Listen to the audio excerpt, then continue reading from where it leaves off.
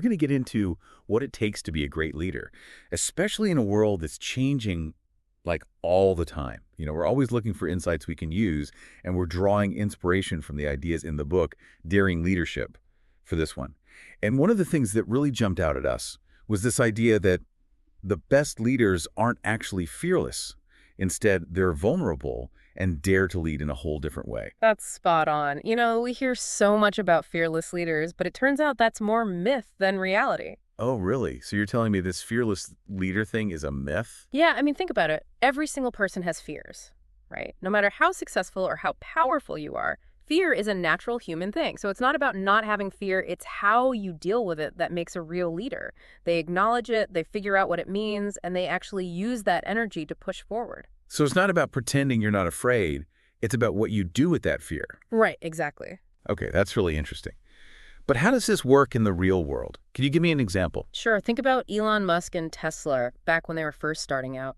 I mean, the company was almost bankrupt, investors were bailing, the pressure was enormous. Most people would just fall apart under that kind of stress, trying to look strong, but secretly freaking out inside. But Musk, he was different. He didn't hide the fact that things were tough, did he? No. Instead of pretending everything was fine, he was upfront about the possibility of failing. Basically, he said, look, we're all in this together and we'll figure it out. And that vulnerability, that honesty, it actually brought his team closer. They worked together and found solutions. So he turned that fear into something that actually helped the team. That's pretty powerful. That makes you think, what happens when leaders try to act like they're fearless? Yeah, well, imagine a leader literally and figuratively wearing a suit of armor, right? Trying to look invincible and strong. The problem is that armor gets in the way. You can't be flexible, you can't change easily, and you can't really connect with your team on a human level. They get trapped in trying to be perfect, which ends up making them less effective. Exactly. And we see this happen all the time. Take Kodak, for example. They were huge in photography for ages, right? They seemed untouchable. But when digital cameras came around, their leaders were so sure of themselves, so afraid to admit any weakness, that they completely missed the boat. They didn't adapt, and this huge, successful company basically disappeared. It's a pretty clear lesson that trying to be fearless can actually destroy you. So if it's not about being fearless, what does make a great leader then? It's about being able to adapt, being humble, and being okay with saying, hey, I don't have all the answers, but let's find them together. It's about creating a space where people can work together, share their ideas, and challenge the way things are done. So basically, admitting you don't know everything and being open to help is what makes you strong. Yeah, it's about leading in a genuine way. People trust leaders who are real, relatable, who show up as they are, flaws and all. That's what creates real trust and makes people want to follow you. And this brings us to another interesting idea, this idea that being clear is actually a form of kindness. I don't quite get that. Don't we usually think of kindness as being gentle and maybe not saying things too directly? Right, but what we're finding is that when you're vague, trying to protect people's feelings by not being clear, it actually hurts more than it helps. So you're saying that trying to be too nice by avoiding direct communication is actually a bad thing in the long run. Yeah, when a leader isn't clear, when they beat around the bush, it causes confusion and anxiety, and it actually breaks down trust. I can definitely see that. Can you give me an example of how this plays out? Sure, let's say you get feedback like you need to step up. What does that even mean? It's so vague, right? You're left wondering what they want, feeling uncertain, and ultimately less likely to improve. I've definitely been there. It's super frustrating. Now imagine if you got clear, direct feedback, like, to really own this project, you need to hit all the deadlines and tell us about any roadblocks right away. Then you know exactly what's expected, there's no room for misunderstanding, and you can actually take action. That's a huge difference. One is confusing and useless. The other actually helps you succeed. So how do you create this culture of clarity? Well, Netflix is a great example. They're famous for having a super transparent feedback culture. No sugarcoating, no passive-aggressive emails, just straight-up honest communication. Doesn't that sound a bit harsh, though? Maybe at first, but the key is that it's done respectfully, with a genuine intention for everyone to grow. It's about addressing issues head-on, getting rid of ambiguity, and ultimately building trust. Because when you know where you stand and what's expected, you feel less anxious and can focus on the work. Absolutely. It takes away the guesswork and the fear of the unknown. It creates a space where people can thrive because they know exactly what they need to do. So clear is kind, unclear is unkind. Simple, but powerful. What else is there to learn about daring leadership? Well, we've talked about trust, but now let's dig into how trust is built. It's not about big gestures or fancy speeches. It's much more subtle than that. So it's the small things that matter, the everyday interactions. Precisely. Trust is built in those quiet, ordinary moments. Think about the people you trust the most. Why do you trust them? I guess because they always show up, they keep their promises, they're there for me when it matters. Exactly. It's not about one big dramatic thing. It's about showing up consistently, even when it's not glamorous or easy. It's more about what you do than what you say. Exactly. Warren Buffett's a good example here. He's considered one of the most trusted investors in the world, right? Not because of one big flashy move, but because for decades he's been consistent, reliable, and transparent in all his dealings. That consistency, that predictability is what builds trust. So you prove yourself trustworthy over and over again in every interaction. Right. Now think about people you don't trust. It's usually not because of one big betrayal. It's usually a bunch of smaller letdowns, missed deadlines, broken promises, things not adding up in their behavior. These little things stack up and chip away at the foundation of trust. So consistency really is key. It's making sure your actions align with your values, building trust one interaction at a time. Absolutely. And this is how companies build trust, too. Take Google. They're big on transparency. Their leadership shares company plans, decisions, even setbacks openly. This open communication builds a sense of trust and shared responsibility among their employees. So it's about being in it together, being open even when things are tough, instead of trying to control the story. Exactly. That vulnerability creates a feeling of partnership and strengthens trust. This has been eye-opening. So trust isn't something you demand, you earn it through your actions every single day. What's next on our journey to understand daring leadership? Well, we've talked about vulnerability, and now it's time to talk about the two main types of leaders, the armored leader and the daring leader. Okay, I'm intrigued. Let's get into that. Picture two leaders walking into a meeting. One is wearing this metaphorical armor, trying to look strong and perfect. They never admit doubt or weakness. That's the armored leader. And the other? The other one walks in without the armor, open and vulnerable. They're okay with not having all the answers, ready to get their hands dirty and connect with their team as human beings. That's the daring leader. I'm guessing the daring leader is the one who gets better results. Yeah, the daring leader is the one who builds a stronger, more creative, and more resilient team. Because that armor, it might look impressive, but it's actually a sign of weakness. Because they're trying to protect themselves from something. They are. They're afraid of appearing weak, of making mistakes, of not knowing everything. And that fear prevents them from really connecting with their team and creating a culture of trust and innovation. So that fear traps them in a rigid, inflexible way of leading. Exactly. Remember Blockbuster?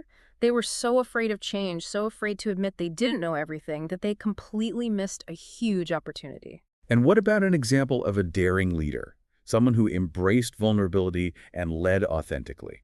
Satya Nadella, the CEO of Microsoft, is a great example. When he took over, Microsoft was stuck, bureaucratic, resistant to change, losing ground to competitors. So how did he change things? Did he come in with a big, flashy plan? He did something much deeper. He admitted that Microsoft had lost its way. He embraced vulnerability by acknowledging he didn't have all the answers, and encouraged people to ask questions and challenge the status quo. He fostered a culture of curiosity instead of certainty. So instead of acting like he knew everything, he created an environment where people could learn and grow. Exactly, and the results are clear. Microsoft transformed under his leadership and became a powerhouse of innovation again. Wow, that's amazing. So what are the main differences between an armored leader and a daring leader? Well, the armored leader avoids tough conversations, hides behind perfectionism, sees feedback as a personal attack, and leads through fear, not trust. They're always trying to maintain control and protect their image. And the daring leader. The daring leader embraces tough conversations, admits when they're wrong, sees feedback as a way to grow, and leads with courage and trust. They create a safe space for people to be vulnerable, make mistakes, and learn. You can really feel the difference just hearing those descriptions. It's a powerful difference, and it all comes down to human connection. Real leadership is about being genuine, relatable, and showing up as your true self, flaws and all. So are you saying that the most effective leaders are those who are willing to let go of that armor and lead with vulnerability? Absolutely. That's what daring leadership is all about. It's about having the courage to be uncomfortable, to be wrong, to admit you don't have all the answers. It's understanding that true strength comes from embracing vulnerability, not hiding behind a mask of perfection. That's a powerful message. So how do we cultivate this daring leadership within ourselves? That's a great question. And it takes us to our next big topic, the power of curiosity over defensiveness. This is where things get really interesting. So we've been talking about daring leadership and how being vulnerable is important. But what happens when that vulnerability gets tested? Like when a leader faces questions, challenges, or critical feedback? That's the moment of truth because it shows a difference between a daring leader and one who's more guarded or defensive. There are two basic ways to respond, with curiosity or defensiveness.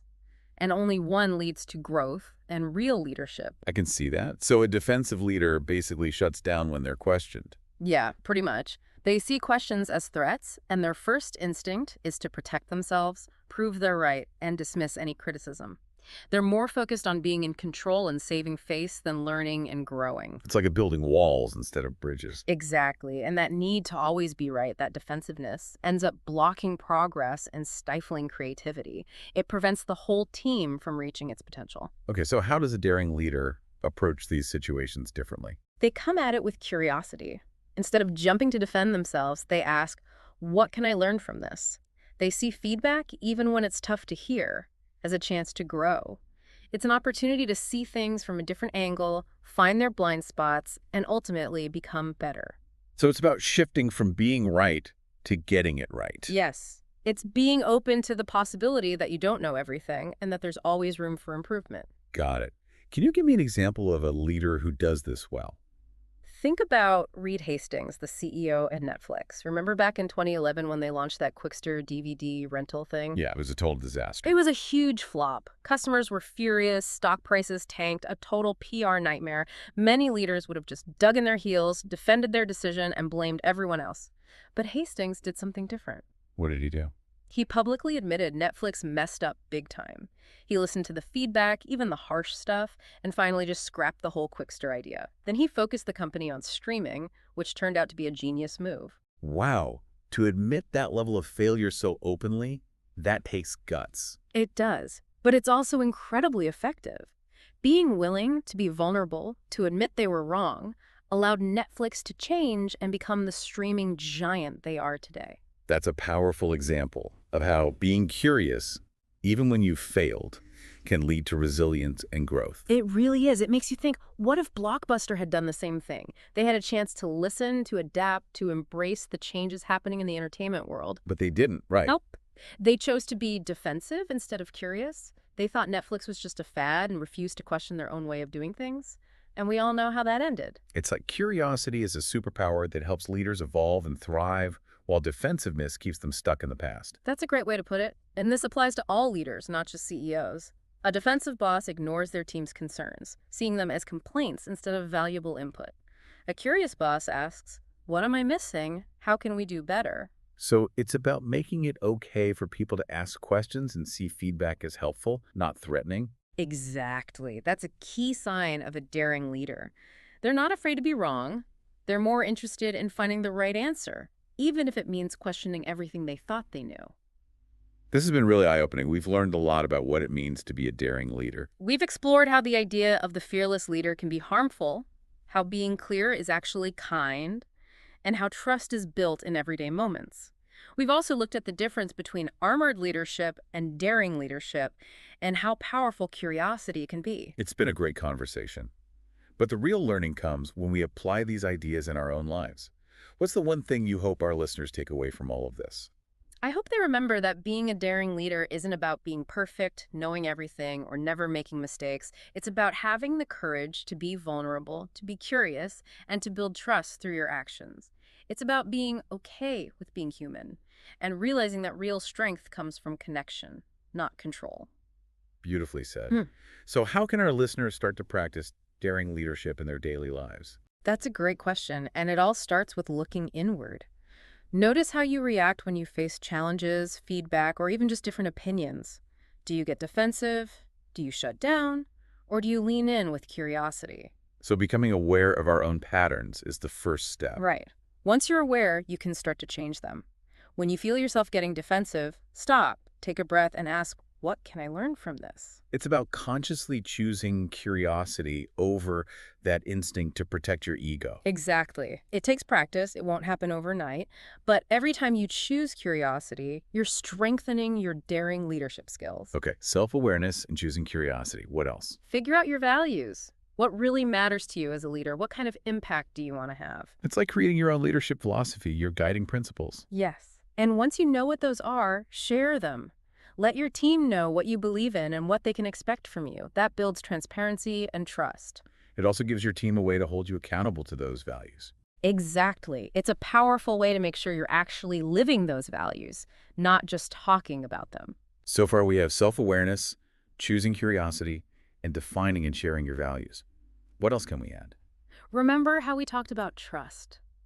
Make a real effort to build it in those small, everyday moments. Can you give me some specific examples of what that looks like? Sure. Do what you say you're going to do. Be reliable. If you make a promise, keep it. Show up to meetings on time. Answer emails promptly. Follow up when you say you will. It's all about being consistent and making sure your actions match your words. Right. Those small acts of reliability add up and create a strong foundation of trust over time. And what about communication? We talked about how being clear is kind. How can we communicate more effectively? Set clear expectations. Don't leave people guessing. Be direct, specific, and honest. And be open to feedback. Encourage your team to share their ideas, even if they're different from yours. Create an environment where open communication is the norm and people feel safe speaking their minds. Exactly. Remember, feedback is a gift, even when it's hard to hear. It's a chance to learn and grow. This has been so helpful. As we wrap up this part of our deep dive, I'm curious, why is daring leadership so important, especially now? That's a great question. I think we're living in a time of crazy change and complexity. The old ways of leading, the ones that relied on control and hierarchy, just don't work anymore. We need leaders who are adaptable, who can come up with new ideas, and who can handle uncertainty with courage and compassion. We need leaders who can build trust and inspire people to work together and create. Exactly. And that's what daring leadership is all about. It's about being vulnerable, leading with curiosity, and building real connections.